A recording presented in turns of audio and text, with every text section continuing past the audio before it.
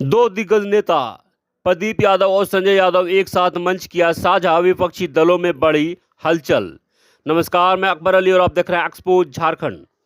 आपको बता दें कि इंडिया अलायंस के दो दिग्गज नेता संजय यादव और प्रदीप यादव एक साथ गोड्डा के वृंदावन होटल में लोकसभा चुनाव को लेकर कार्यकर्ताओं के साथ हुई बैठक में तस्वीरें सामने आने से विपक्षी दलों में हलचल बढ़ गई है। जो कह रहे थे कि नॉमिनेशन करने के बाद मंच का आनंद लेंगे, वही पूरे लोकसभा क्षेत्र का भ्रमण करते नजर आ रहे हैं। संजय यादव और प्रदीप यादव एक साथ लोकसभा चुनाव में मंच पर आने से इंडिया अलायंस को मजबूती मिल रही है। क्या कहा संजय यादव ने पूरे एक आदमी ये आज से अभी से ठान लीजिए कि प्रदीप जी को जिताने के लिए, महागठबंधन को जिताने के लिए जब तक 1 तारीख को वोट नहीं दिला लेते हैं, हमको चैन से नहीं सोना है। कसम खा लेना है कि हमको चैन से नहीं सोना है तो नहीं सोना है जब तक प्रदीप यादव जी को हम जिता नहीं देते हैं। यही कसम खा के यहाँ से जाना है और अभी से लग जाना है। बाकी जहां भी जिस प्रकार की जो जरूरत होगा, प्रदीप जी कहीं जाए, ना कभी मांगे हैं ना मांगेंगे, संजय यादव सक्षम है इनकी लड़ाई लड़ने के लिए। इसलिए करके आप लोग को, तमाम लोगों से मेरा आग्रह और निवेदन होगा कि जिस मजबूती से आज यहाँ आए हैं, अपनी बातों को आपने रखे हैं, इस बातों को मजबूती तभी मानेगा जब आप प्रदीप यादव को एमपी बना दीजिएगा, तब हम समझेंगे। बाकी अगर प्रदीप यादव बुरा नहीं हो रहा, 5 साल कितना दिन बीतने में लगेगा। अगर इस बार गद्दारी करेगा, मैं आपको विश्वास दिलाता हूं कि फिर आमने सामने 2000 से लेकर 2002 तक में जिस तरह लड़े थे प्रदीप जी से, वही लड़ाई फिर हम ठान देंगे इनके साथ। अगर मेरे कार्यकर्ता के साथ अगर गद्दारी करेगा, यह मैं आपको विश्वास दिलाते हैं। लेकिन फिर पूरे हम यही बात करते हैं कि अभी से जो यहाँ से जाइएगा, हम हर लोग से हर दिन रिपोर्ट लेंगे। मेरे कार्यालय में भी ऑफिस हम बना दिए हैं, हर 10 जो वर्कर हम बनाए हैं, हम हर दिन का रिपोर्ट लेंगे। आज का प्रोग्रेस क्या है बूथ का, आज का पंचायत का प्रोग्रेस क्या है, आज का प्रखंड का प्रोग्रेस क्या है, जिला का प्रोग्रेस क्या है। क्योंकि हम लोग को बहुत बड़ा जिला देखना है, मधुपुर भी देखना है, जरमुंडी भी देखना है, देवघर भी देखना है, महागामा भी देखना है, बलिया भी देखना है। सब जानते हो जो लगातार विधायक सांसद रहता है, उससे बहुत तरह का लोग को नाराजगी रहता है। हो सकता है जहां से इनसे नाराजगी होगा वो तो उम्र पड़े। तो ये कहानी है भाई, संविधान बदलने का, आरक्षण समाप्त होने का ये जो भय है, ये भय लोगों को बताइए।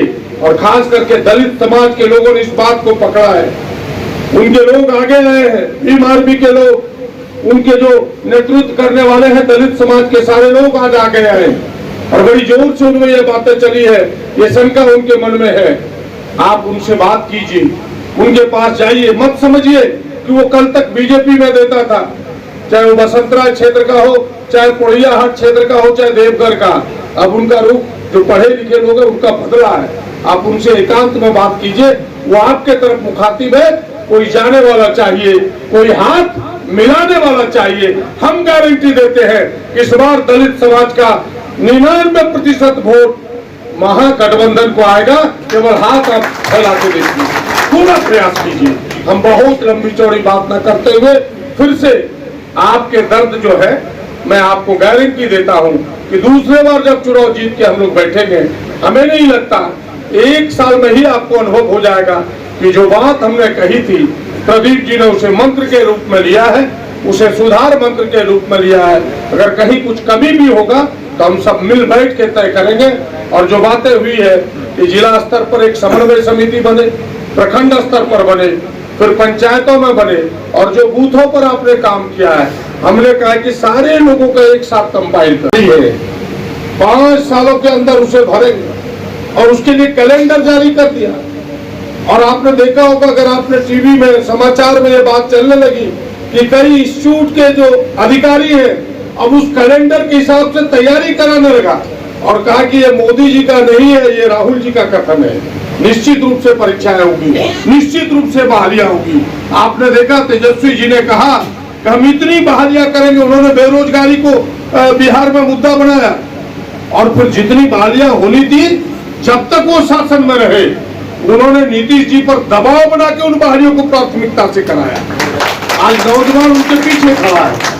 उसी तरह पूरे देश में राहुल जी ने कहा कि हम 30 लाख लोगों की बहाली करेंगे। ये जो खाली पड़े पद है, नौजवानों का आकर्षण हुआ इस गठबंधन की तरफ। इतना ही नहीं, उन्होंने ये भी कहा कि जो अस्थायी नौकरियां हैं, अब सेना की नौकरी कितनी गौरव की नौकरी थी भाई, उसको अग्निवीर करके 4 बरस का बना दिया। किसी के घर में सेना होता था, हिंदू और मुसलमान, बगल के लोग कहते थे ओकरो बेटा सेना में छू, क्या कहता था कि नहीं, आज उसको भी 4 बरस का अग्निवीर बना दिया। इसीलिए इस संकल्प में है कि अग्निवीर को हम समाप्त करेंगे, फिर से उसे अस्थायी नौकरी में बदलेंगे। तो ये चीजें आपको नौजवानों को समझाना होगा।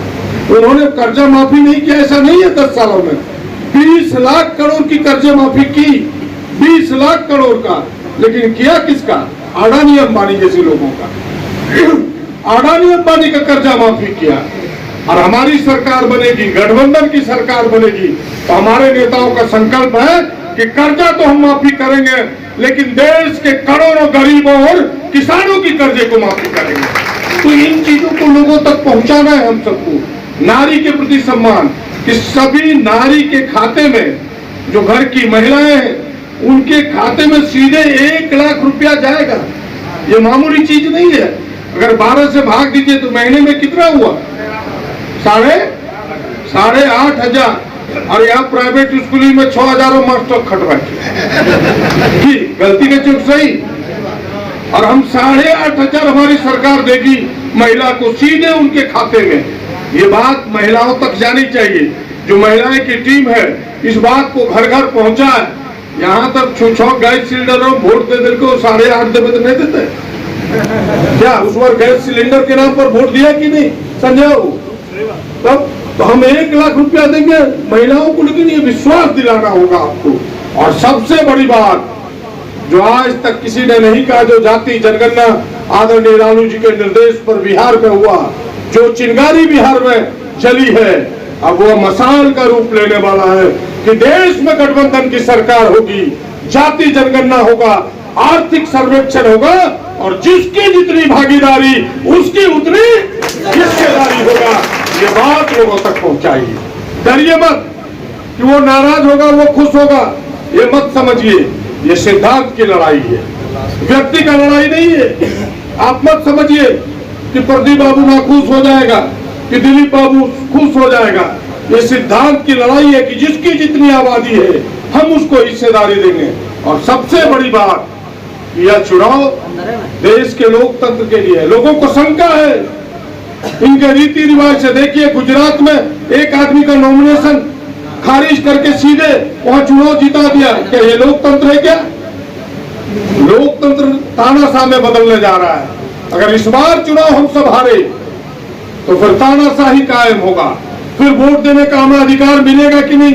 इसलिए हम इस संविधान को लेके अभी घूमते कि भाई बाबा साहब ने एक आजादी के बाद कोई पुरखा आया तो बाबा साहब अम्बेडकर आए, जिन्होंने हमें एक अधिकार दिया, एक वोट देने का।